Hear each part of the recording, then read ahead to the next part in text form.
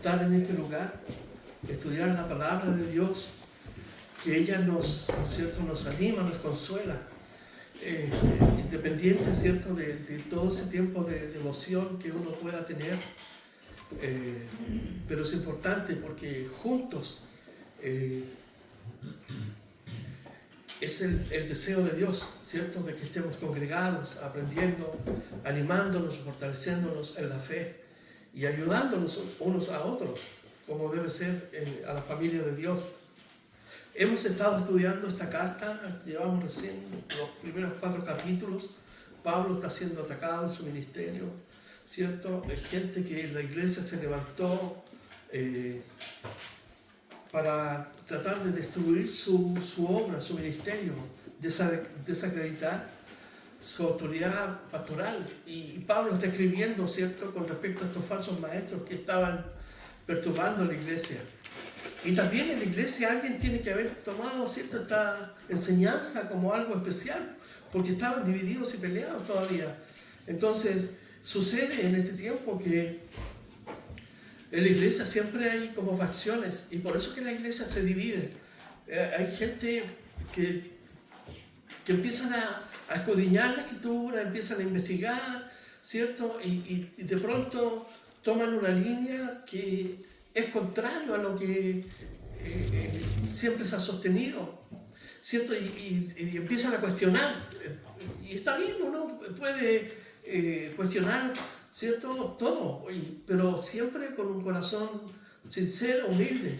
Pero ellos empiezan a cuestionar de mala forma. Entonces, al principio es como, sí, mira lo que enseña, y de pronto ya empiezan a traer otras personas dentro de la iglesia y finalmente contaminan a otros y comienzan a decirle, mira, sí, yo no, de verdad no estoy de acuerdo con el pastor, ¿por qué no nos juntamos un día en mi casa? Y así la iglesia se divide, y así parte otro grupo, ¿cierto? Pero parten mal porque salen en una condición que no corresponde, ¿cierto? Cuando todas las dudas, toda la enseñanza uno la puede aclarar. El pastor Chuck Smith decía algo muy importante. Él decía que en lo esencial, uno siempre tiene que tener unidad. Esto significa que en las cosas que son básicas y cardinales y principales en el cristianismo, nosotros debemos tener unidad. ¿Y a qué me refiero con esto? Que la palabra de Dios es infalible, inspirada por Dios. Que todo, desde el Génesis y Apocalipsis, es inspirado por Dios, es el aliento de Dios que sale de Él y es su palabra. Y como en la predicación o en todo lo que tiene que ver con la inspiración, con la palabra de Dios, interviene la parte divina que la inspira y la parte humana que la escribe y la proclama, ¿cierto? Normalmente hay situaciones ahí que aparentemente generan contradicciones, pero nunca es así. Dios no dejó la palabra de Dios para contradicción. Entonces, en lo principal, la palabra de Dios infalible, inerrable, que es inspirada, absoluta, totalmente, que Cristo Jesús es el camino, la verdad y la vida, que solamente por Jesucristo no hay otra verdad, no hay otro camino, no hay otra vida. Jesucristo solamente, ¿cierto?, es la piedra angular que Dios ha puesto para que por Él seamos salvos. Entonces, muchas de esas doctrinas que son cardinales, la obra del Espíritu Santo, la Trinidad, ¿cierto?, la divinidad de Jesucristo, todo eso lo hemos estudiado y eso no puede ser cambiado, ¿cierto?, ni alterado. En lo no esencial hay cosas que, por ejemplo, encontramos en el calvinismo y el libre albedrío, y son cosas que están ahí, pero hay personas que, ¿cierto?, comienzan, como en esta iglesia, a tratar de destruir la enseñanza de los líderes para establecer sus propios principios, y al final se transforma, ¿cierto?, en una iglesia dividida, como sucedió en la iglesia de Corinto. Estaban divididos, yo soy de Pablo, yo soy de Cefas, ¿cierto?, yo soy de Apolos, y todo redundó en que la iglesia se peleó, se dividió. Entonces, cuando gente dentro de la iglesia comienza a tomar facciones, ¿cierto?, a creer que ellos saben más que el pastor, a creer que ellos tienen más base doctrinal para algunas cosas, y probablemente así sea, ¿cierto? Nadie dice que el pastor lo sabe todo, pero cuando comienzan a arrastrar discípulos y a crear, ¿cierto?, división en la iglesia, allí hay un peligro. Pablo dijo, soy siervo. Tenemos este tesoro, hablaba aquí en este capítulo, el tesoro de barro para que la excelencia sea de Dios y no de nosotros. Eso habla de la humildad profunda del apóstol Pablo, quien había sido llamado para predicar y pregonar la palabra de Dios y frente al orgullo de estos que causan división. Entonces el apóstol Pablo nos da una gran lección, vivir en humildad, en simpleza de vida, aprendiendo de todo el consejo de Dios. Estuvimos mirando en este capítulo 4, ¿cierto?, que Pablo da un testimonio tremendo, potente de su vida, diciendo que el trabajo, ¿cierto?, conlleva sacrificio. El trabajo en la obra de Dios requiere un esfuerzo y él lo manifiesta. En el versículo 8 dice del capítulo 4, haciendo un breve repaso, él dice que estamos atribulados en todo, mas no angustiados, en apuros, mas no desesperados, perseguidos, mas no desamparados, derribados, pero no destruidos. Y comenzamos, el versículo 10 dice, llevando en el cuerpo siempre, por todas partes, dice, por todas partes, la muerte de Jesús, para que también la vida de Jesús se manifieste en nuestros cuerpos. Los falsos maestros decían que los sufrimientos del apóstol Pablo eran una evidencia de que Dios no estaba con él. ¿Ha escuchado una teoría de muchos cristianos hoy en día que dicen que la enfermedad es por causa del pecado? Pero eso no es nuevo, porque cuando Job fue probado de una manera intensa y profunda, sus 3 amigos, cuando se sentaron por 7 días con él, lo único que fue decirle a su cara, decirle, tú estás así porque tú pecaste delante de Dios. Tu enfermedad está así porque tú fallaste delante de Dios.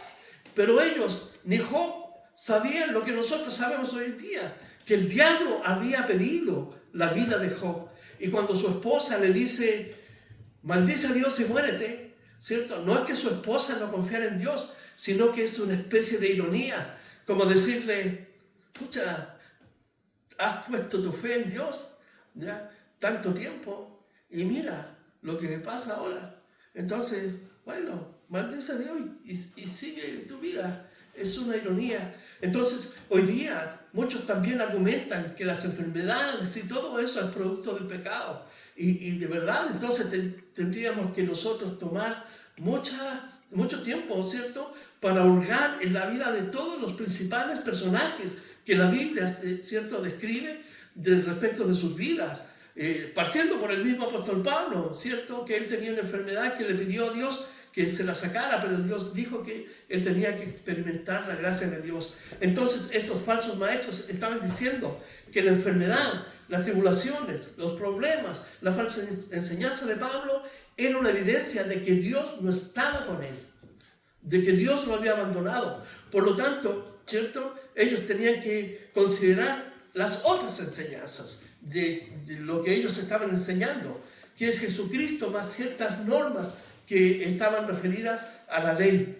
En el versículo 11 dice, porque nosotros que vivimos siempre estamos entregados a muerte por causa de Jesús, para que también la vida de Jesús se manifieste en nuestra carne mortal. Pablo decía, todo lo puedo en Cristo que me fortalece, pero el precio del evangelio que llegó a las vidas de los corintios y que los transformó, ¿cierto?, tuvo un precio. El precio fue los sacrificios del apóstol Pablo. La salvación que nosotros hemos adquirido por fe, por gracia, tuvo un precio. ¿Cuál fue el precio?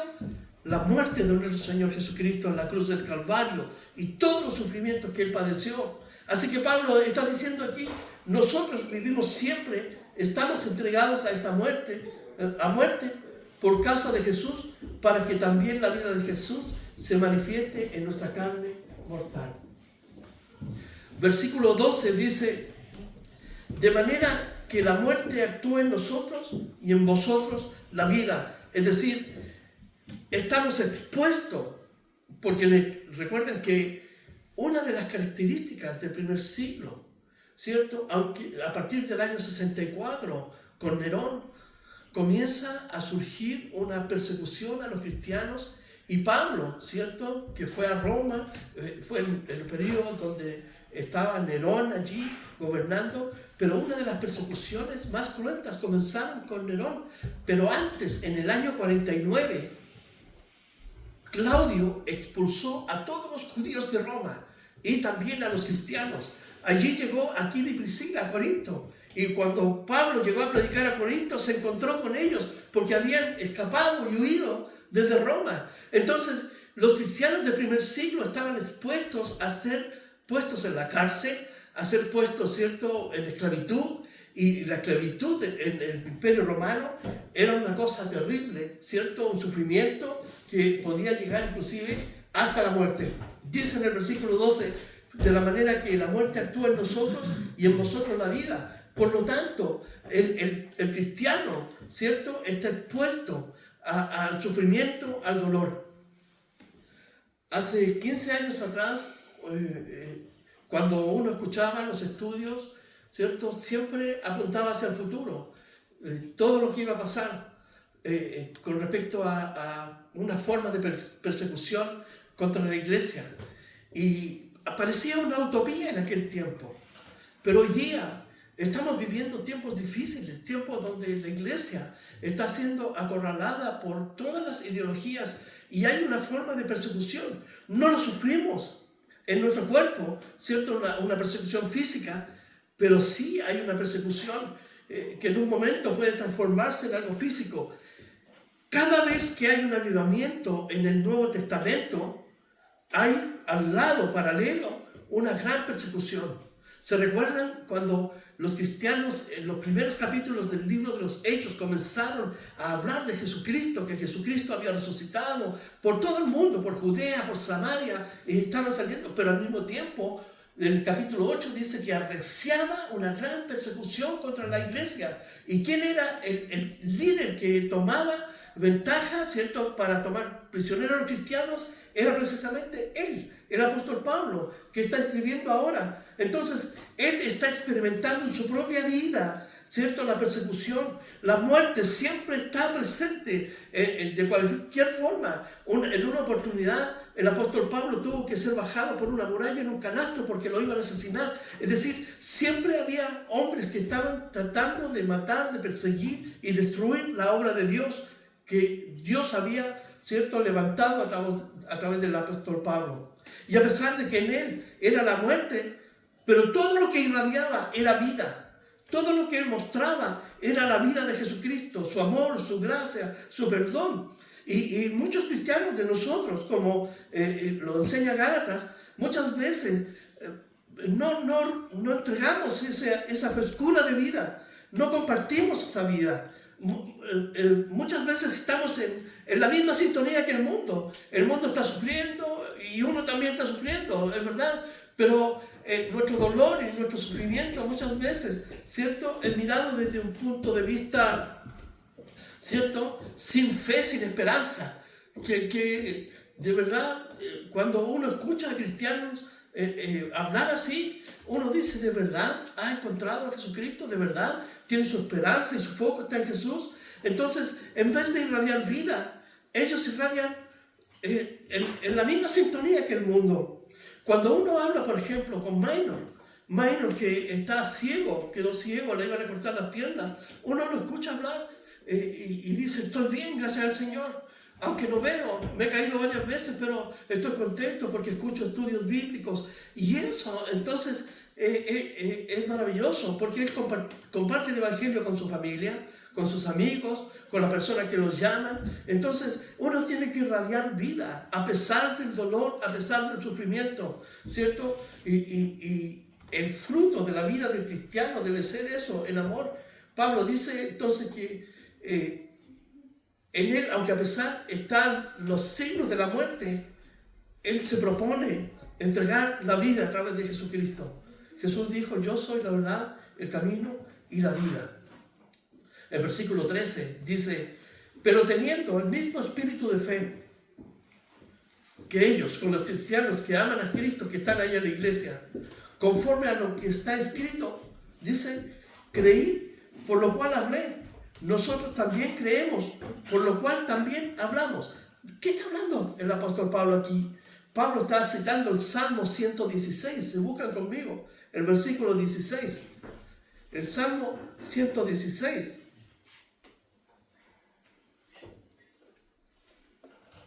El versículo 16.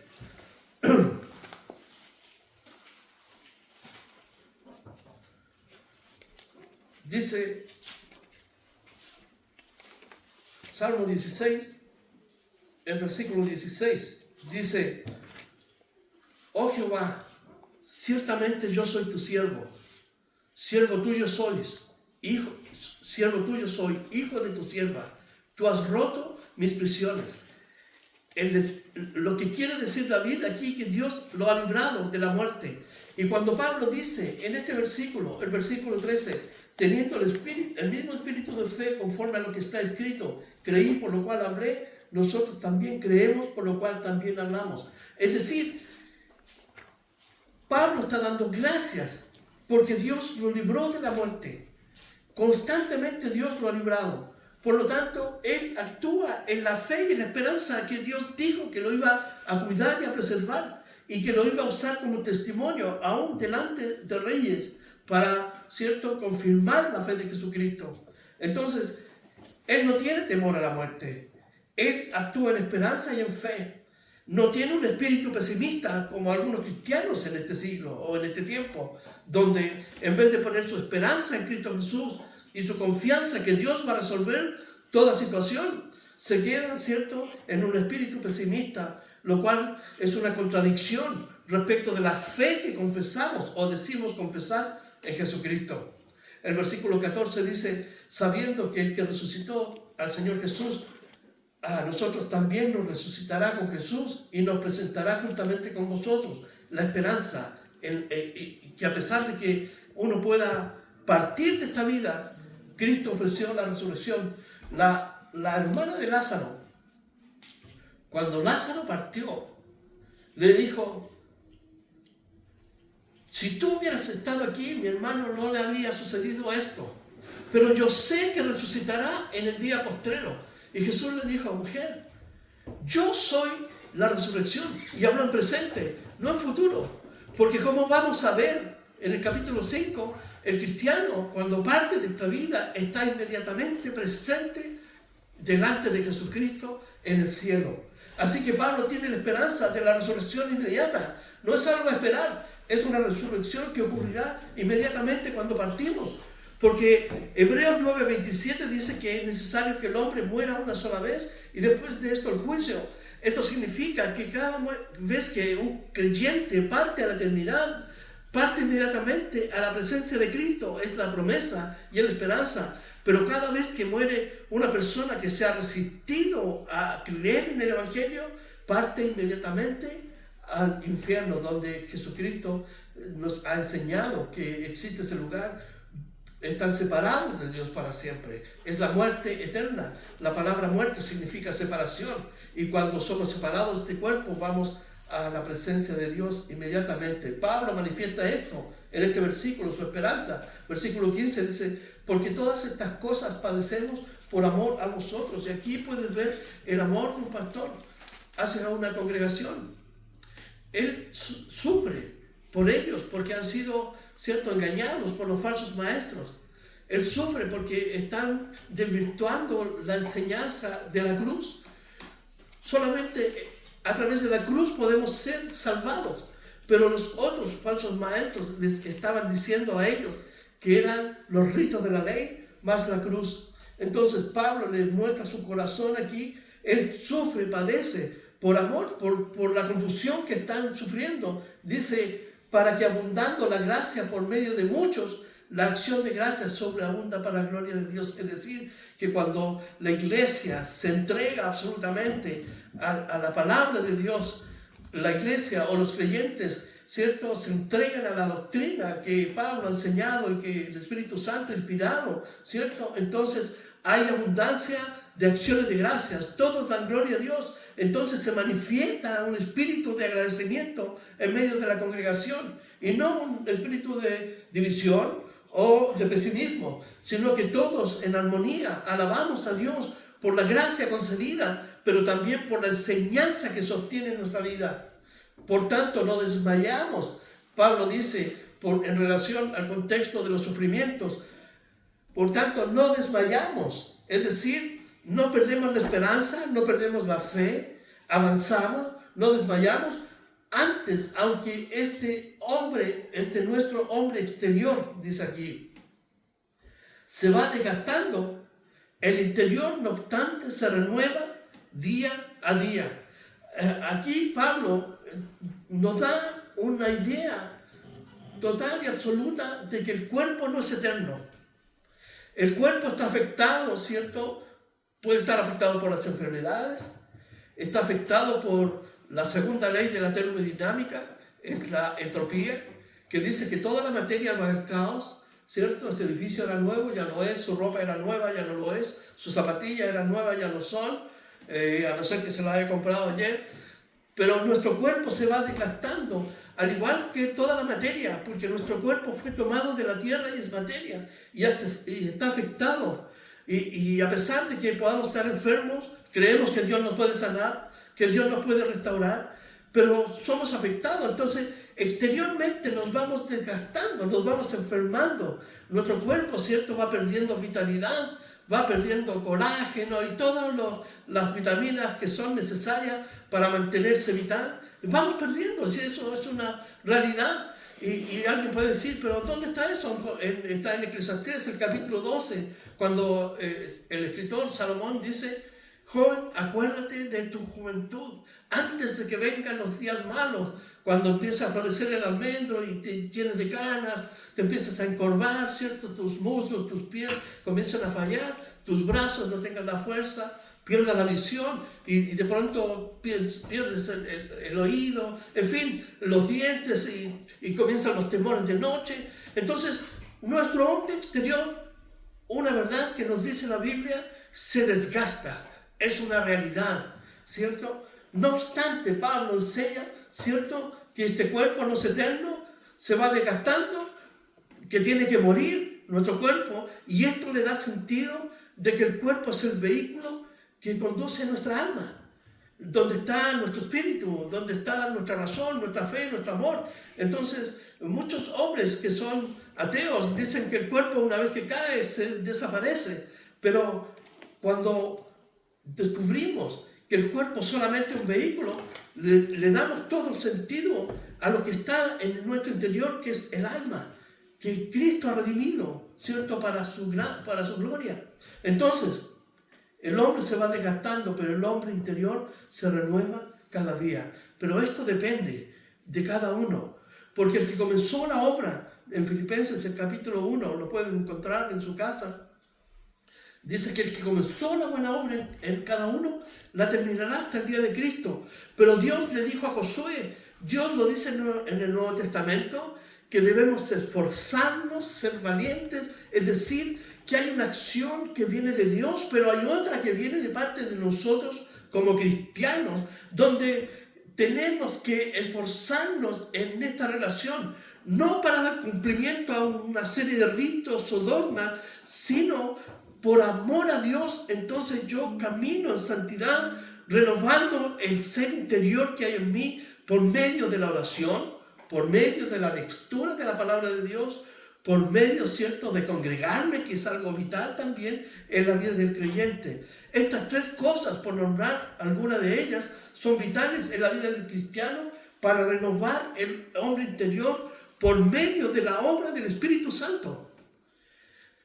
No es algo que está en mis fuerzas, es algo que viene de afuera, de Dios, y que ahora está en nosotros, que es el poder del Espíritu Santo. Entonces dice, no desmayamos, por tanto no desmayamos, dice Pablo, a pesar del sufrimiento, de la persecución, de estar derribados, ¿cierto?, de estar abrumados, a pesar de todo eso, no desmaya.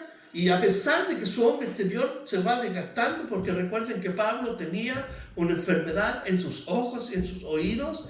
De hecho, cuando les escribe a los Gálatas, le dice, hubierais querido darme vuestros propios ojos, porque sufría un problema, y todos lo atribuyen a una malaria que él, ¿cierto?, se contagió en la ciudad de Galacia o en la región de Galacia, y de ahí quedó, ¿cierto?, sumamente enfermo. pero a pesar de ese desgaste, Él se renueva cada día. Cada cristiano que está aquí esta mañana o que está allí viéndolo por el teléfono, ¿cierto? O en las redes, tiene la responsabilidad de renovarnos delante de Dios cada día. ¿Cómo lo hacemos? Por la palabra. La palabra es la que influye en nuestro ser, nos da el ánimo, nos da la esperanza, nos da la fe. El versículo dice, el 17, a pesar de que nos desgastamos, pero nos renovamos internamente, dice, porque esta leve tribulación momentánea produce en nosotros una cada vez más excelente y eterno peso de gloria. Esta tribulación momentánea, Pablo lo atribuía su sufrimiento a algo temporal. Su dolor y angustia era temporal. ¿Por qué? Porque su esperanza apuntaba hacia la eternidad donde está Cristo, donde toda lágrima va a ser enjugada, donde vamos a dejar de sufrir. Entonces es momentáneo y aparentemente algunos de nosotros podemos tener cargas que son más pesadas que otros, enfermedades que cargamos, que son más complejas y algunas van a estar con nosotros siempre, la adquirimos y la cargamos hasta el final de nuestros días y nuestro cuerpo se deteriora más aún con este tipo de enfermedades, pero aún así nuestra esperanza, ¿dónde está? En Cristo Jesús, de que un día estaremos con Él para siempre. Es la promesa. Entonces Pablo dice que esta leve tribulación es momentánea. ¿Pero qué produce eso? Aumenta la expectativa de la fe y de la esperanza.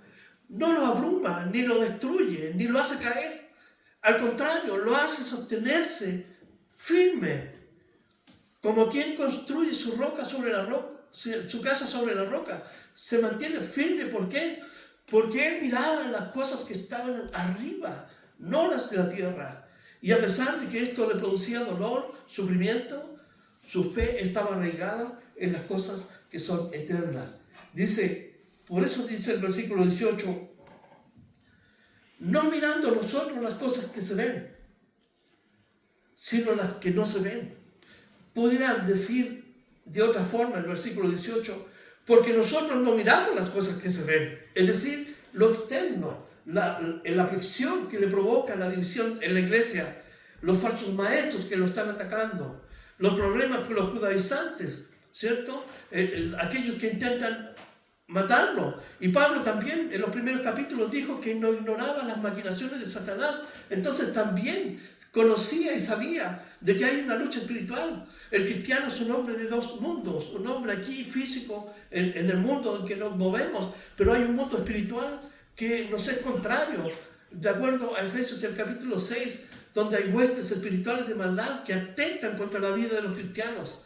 También el mundo espiritual donde está Cristo y estamos ahí por la fe, pero también Pablo sabía de eso. Por eso que él dice que él no miraba las cosas que se ven.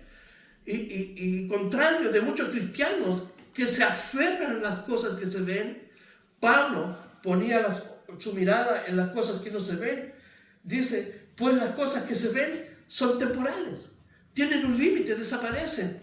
Cuando muere un rico, ¿qué es lo que pierde? Y cuando muere un pobre, ¿qué es lo que pierde? Los dos pierden absolutamente todo. Todo. Pero un cristiano, ¿qué es lo que pierde? Nada. El cristiano gana la herencia que nos está reservada en los cielos, que es inmarcesible, como lo dicen las Escrituras. Por eso mismo, Pablo, a pesar de que decía esta leve tribulación es temporal, momentánea, porque mi esperanza no está en las cosas que yo puedo percibir del día a día, que son las cosas materiales, sino las cosas que no se ven, que son del cielo.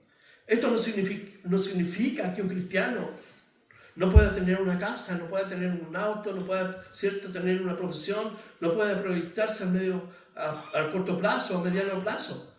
Pablo no está diciendo eso. Lo que está diciendo es que a pesar de que podamos hacer eso, no nos aferramos a eso como lo principal en nuestra vida. Porque esos son vehículos que Dios nos permite usar para extender su gloria, su evangelio. Y si bien es cierto, tenemos cierto descanso y podemos disfrutar de esas cosas, pero es para que también podamos usarlas para la gloria de Dios. Y Pablo miraba las cosas eternas allí. Y continúa en el versículo 1, dice, hablando, él tenía esperanza en la resurrección, no miraba las cosas que se estaban mirando, ¿cierto? Sino las cosas que son eternas.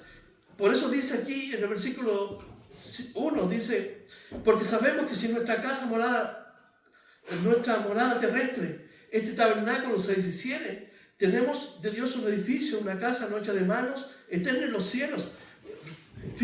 Fíjense bien en el contexto que el apóstol Pablo nos viene enseñando esta mañana. Él está diciendo que a pesar de que está demolido, no está destruido, atribulado, no está acongojado, él no está poniendo su corazón en eso, porque sabe que esa tribulación es temporal, es momentánea, pero también la fe de él, como la de la iglesia, debe estar en la esperanza de la resurrección.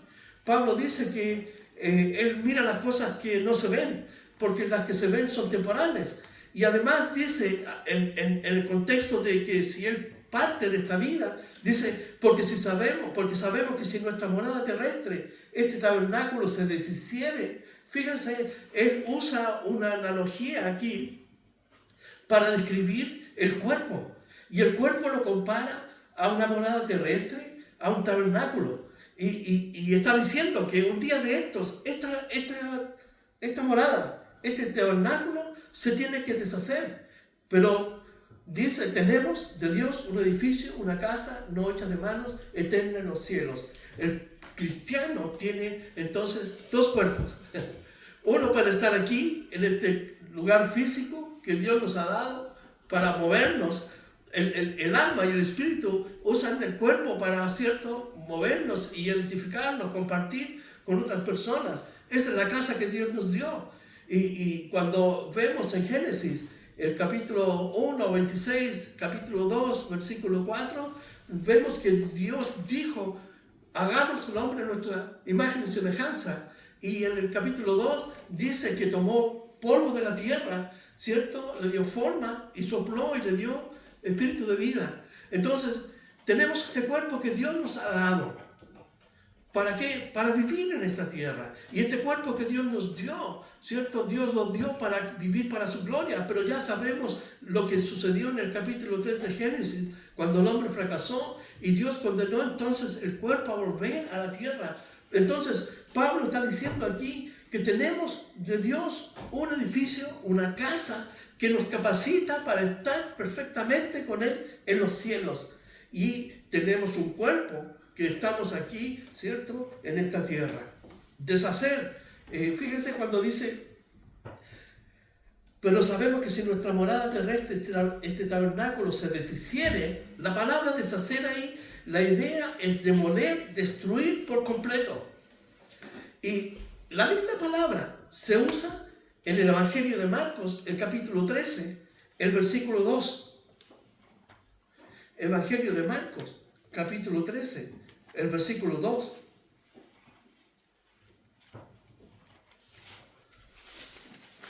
Cuando Jesús está hablando con sus discípulos,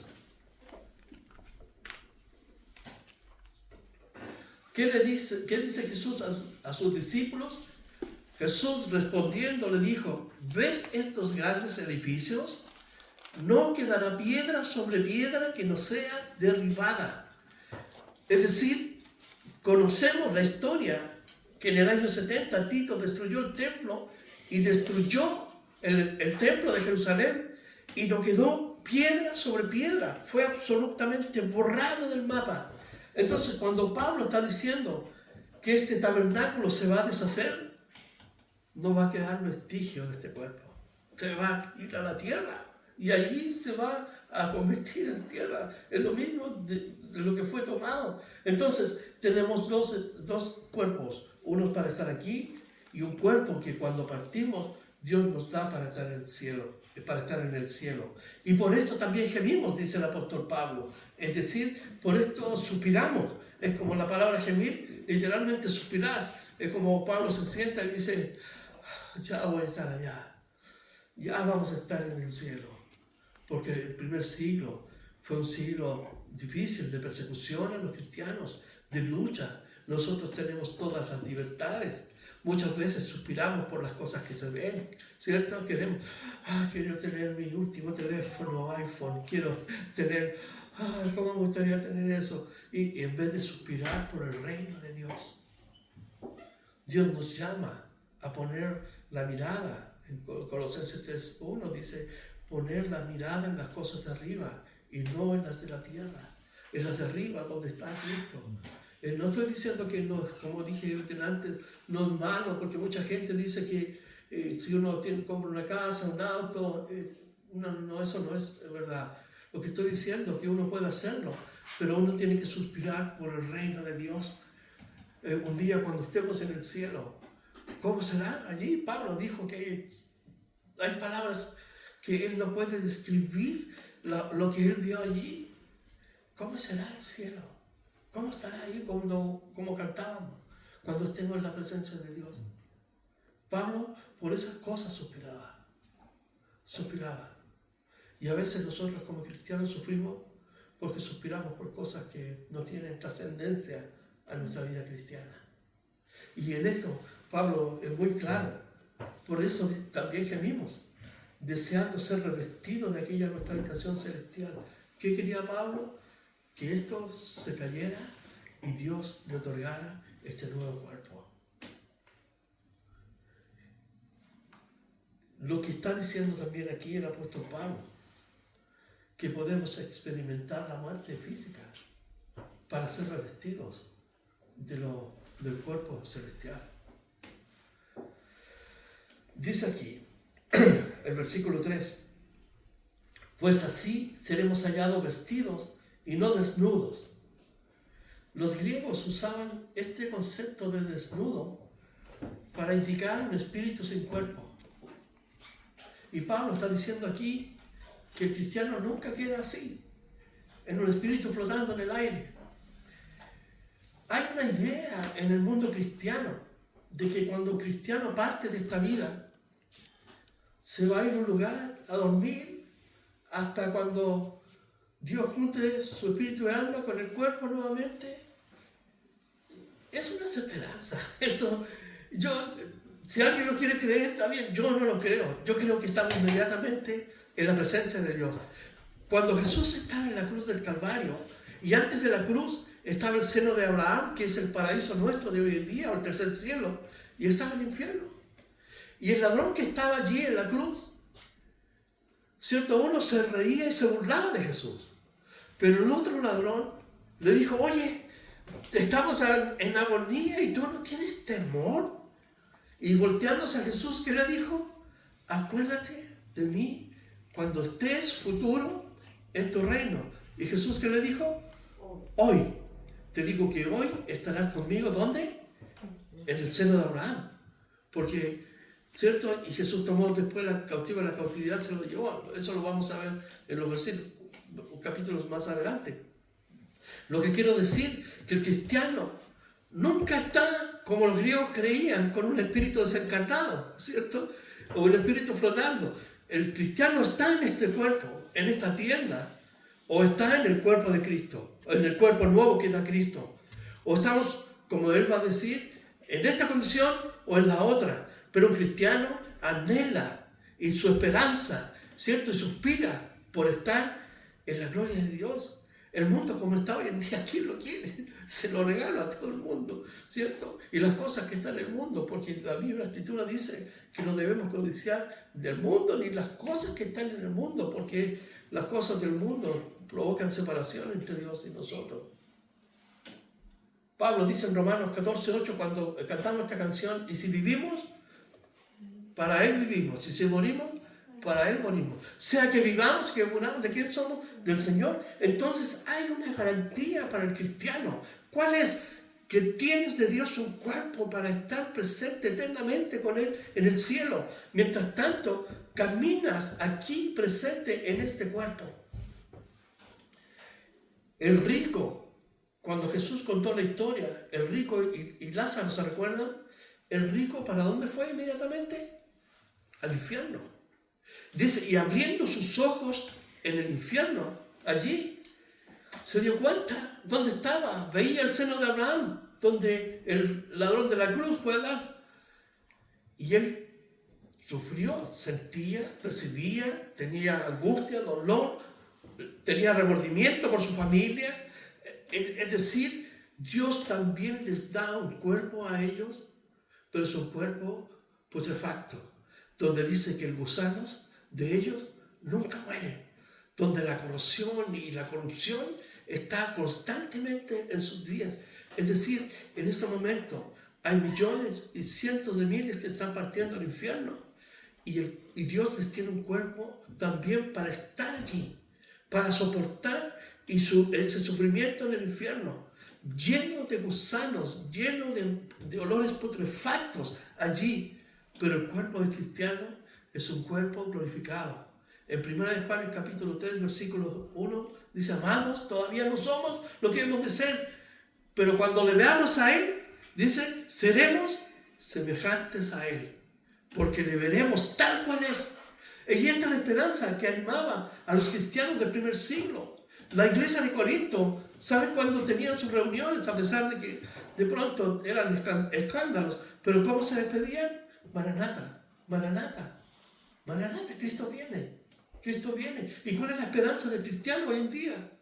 ¿Dónde están nuestros acentos en la vida cristiana? Maranata, Cristo viene. Y eso es verdad, una realidad. Muchos cristianos van a quedarse aquí abajo porque sus prioridades están en un mundo caído.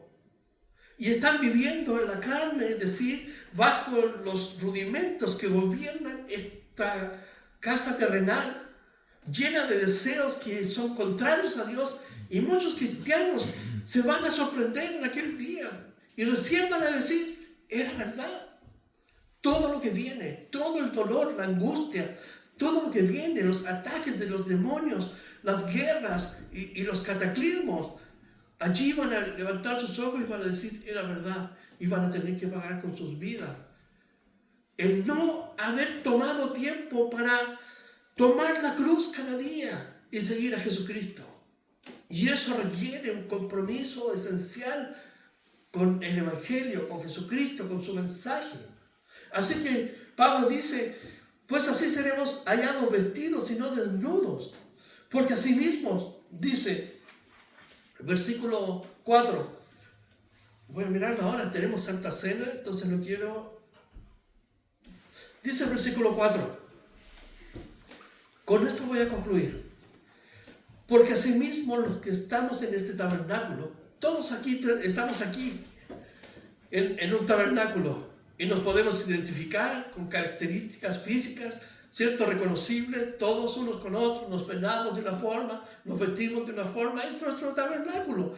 Pero dentro de este tabernáculo está el ser verdadero que Dios ha redimido en la cruz del Calvario.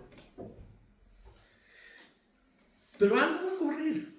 Va a haber una sorpresa para este tabernáculo. Dice aquí en el versículo 4, porque asimismo los que estamos en este tabernáculo gemimos con angustia. Es decir, Pablo quería estar allá, pero si vamos a Filipenses, quiero que veamos Filipenses, capítulo 1, versículo 21 y 23. Filipenses.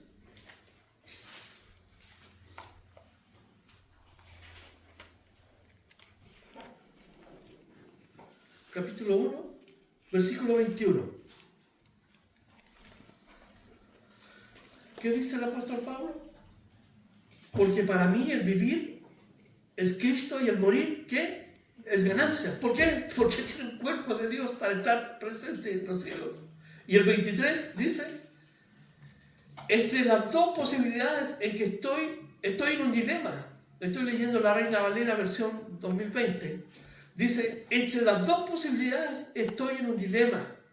Por un lado, tengo el deseo de partir y estar con Cristo, lo cual es muchísimo mejor, pero por otro lado, para el bien de vosotros, es decir, la iglesia, es más necesario que yo siga con vida. Pablo estaba expuesto en un dilema. No sabía qué elegir, porque si se iba, estaba con Cristo inmediatamente, pero era mejor quedarse. ¿Por qué? Porque el Señor todavía tenía un plan para él. Y por eso que muchos de nosotros todavía no nos vamos, porque Dios tiene un plan. Dios desea usar nuestras vidas para que podamos proclamar su verdad y darnos cuenta que lo esencial en la vida cristiana no está en lo externo, lo que vemos, en lo que podemos tener, comprar, sino aquello que es espiritual. Tenemos que sembrar para el reino de Dios. Y en el versículo 4 aquí dice, Pablo gime con angustia, ya lo vimos en Filipenses, porque no quisiéramos ser desnudados sino revestidos.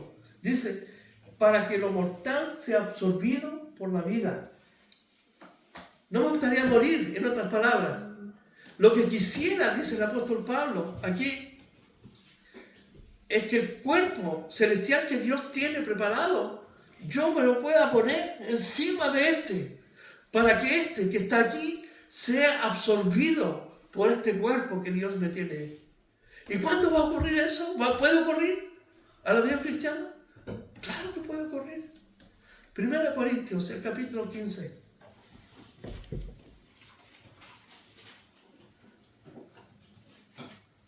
Primera de Corintios, el capítulo 15, el versículo 51.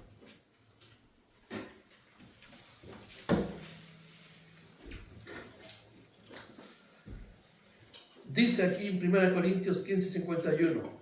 He aquí, os digo un misterio. Algo que era secreto, Dios lo abre, lo revela, Pablo lo expone, porque el Espíritu Santo se lo muestra y lo comparte con la iglesia. He aquí, os digo un misterio. No todos dormiremos. No todos vamos a dejar este tabernáculo. Es lo que está diciendo. Ya vimos en 2 Corintios 5, dice que para tener el cuerpo que Dios nos dio en el suelo, tenemos que partir de esta vida. Para que, ¿cierto?, este cuerpo se va a la tierra y recibimos el de Cristo. Pero aquí está diciendo también que hay un misterio que revela, un secreto que estaba oculto, pero que ahora lo expone. Entonces, no todos vamos a dejar este tabernáculo, pero todos seremos transformados. Es decir, lo mortal va a ser absorbido por lo inmortal.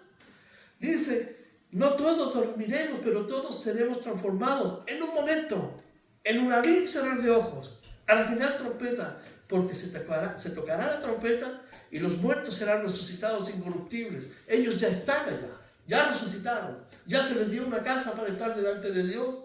Dice, y nosotros seremos, ¿qué? Transformados. Entonces, volviendo a 2 Corintios 5, versículo 4,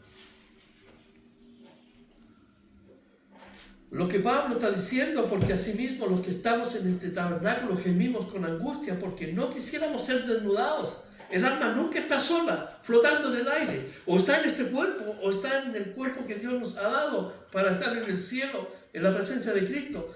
Dice, porque no quisiéramos ser desnudados, sino revestidos para que lo mortal sea absorbido por la vida.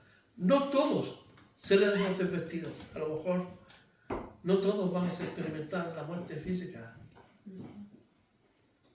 Nosotros creemos que en un momento, en cualquier momento de estos días, hoy día puede ser,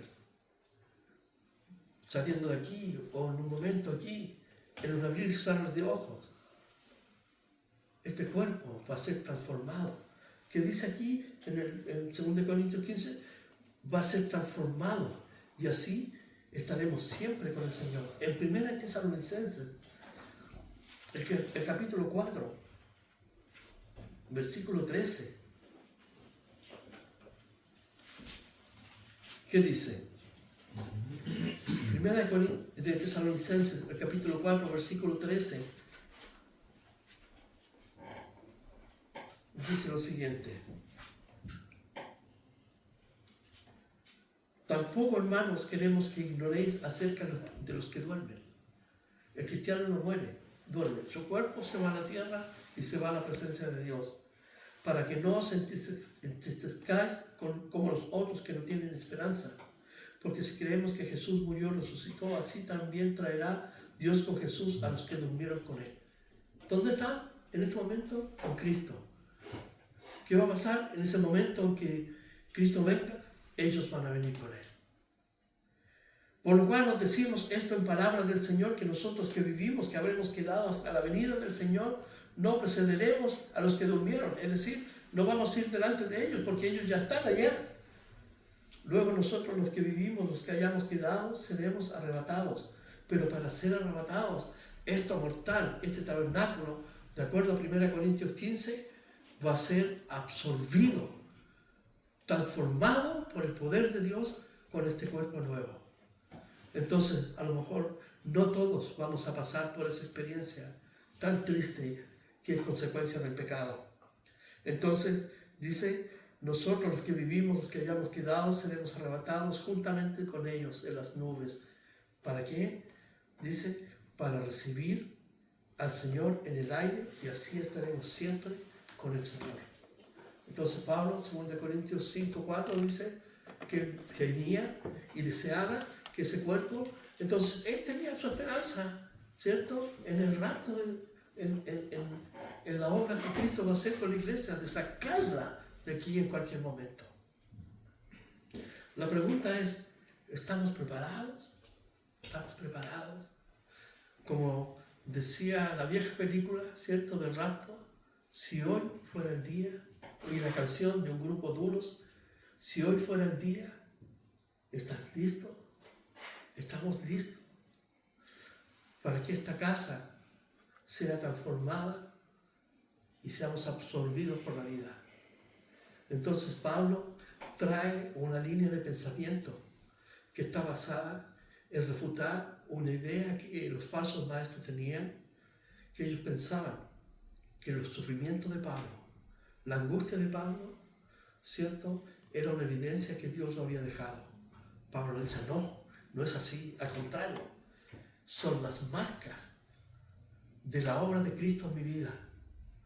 Y mi esperanza es, si Jesús resucitó, yo también. Por eso dice, tenemos de Dios en el cielo una casa no hecha de manos. Por si este tabernáculo se deshiciera, es decir, si un enemigo viene y me mata, no me importa. Tengo una casa hecha en los cielos, donde estaré para siempre con Dios. ¿Estamos listos? ¿Estamos listos? ¿Cómo miramos este mundo? ¿Cuál es el enfoque que le estamos dando? Dios nos ha llamado para trabajar en su reino, para ser dirigentes. Y el ejemplo es el apóstol Pablo, que no cejaba de predicar la palabra de Dios. No estaba sentado en un lugar pensando en las cosas que pudiera hacer para Dios. Él actuaba para Dios en virtud de la salvación tan grande que él recibió. Ese es el estímulo mayor que puede recibir un cristiano para proclamar las buenas noticias a un mundo que está cayéndose a pedazos. Entonces, ¿estamos listos? ¿Dónde está nuestro enfoque? ¿Dónde está la obra que estamos haciendo en Cristo? Somos llamados a trabajar. Y la esperanza que Dios, mientras trabajamos y hacemos la obra de Dios, no te preocupes. Hay un cuerpo, un lugar para ti en el cielo. Vamos a ver. Padre Celestial, te damos gracias este día por tu palabra, Señor, que nos anima y nos consuela a seguir adelante, Señor, con esta enseñanza que tú nos das de que si esta casa un día se deshace, se deshiciere, tenemos una hecha por ti, Señor, que nos capacita para estar presentes para siempre en la eternidad con Cristo Jesús. Te damos gracias porque podemos ver que el reino de Dios, a pesar de que es el control en este momento, la guía, la dirección de tu poder en nuestras vidas, se consumará un día cuando estemos en tu presencia también, Señor. Padre, bendícenos, que estemos preparados, que nuestra mirada de las cosas de esta vida sean tan superfluas como aquellas cosas que ni siquiera consideramos, Señor, en el día a día. Que lo más gravitante en nuestra vida sea Cristo Jesús, la predicación de tu palabra, vivir para ti, Señor, anhelando y deseando estar un día contigo, Señor. Guárdanos de todo mal, de los ataques del enemigo, Señor, que las tribulaciones que vivamos en este tiempo las consideremos así, momentáneas, Señor, en virtud de lo que nos depara en tu presencia para la eternidad. Te damos gracias, Señor. Bendice lo que queda de este día, guárdanos, bendice a los niños, Señor, a los enfermos, a los que no pudieron venir. Oramos por Daniela, la hija de Sergio, para que siga restaurando su salud, Señor. En el nombre de Jesús, amén.